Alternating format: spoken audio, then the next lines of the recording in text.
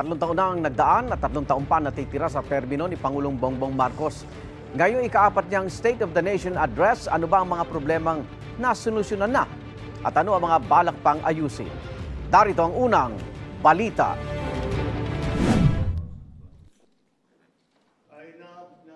Nasa kalahati na tayo ngayon ng termino ni Pangulong Bongbong Marcos. Noong mga nakaraan niyang State of the Nation Address, unang binabanggit ng Pangulo ang lagay ng ekonomiya. Mula sa mga planong pag-recover mula sa dagok ng COVID-19 hanggang sa inflation na tinawag noon ni Pangulong Marcos na pinakamalaki nating problema.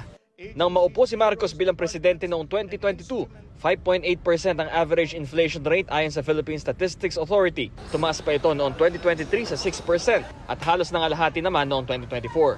Nitong pagtatapos ng Hunyo, bumaba pa ito sa 1.4%. Pero tulad ng sinabi ng Pangulo noong huli niyang SONA, kahit maganda ang mga numero, ramdam na ba ito ng ordinaryong Pilipino? Tingnan natin ang presyo ng bigas. Halos 48 hanggang mahigit 60 pesos ang kada kilo ng local at imported rice noong 2024. Ngayon, halos 39 hanggang halos 58 pesos ang presyo niyan kada kilo.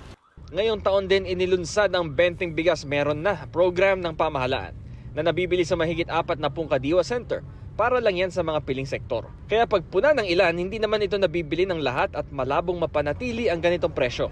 Kabilang din sa mga ibinida ni Pangulong Bongbong Marcos noong SONA 2024 ang mahigit 5,500 flood control projects na natapos na sa bansa.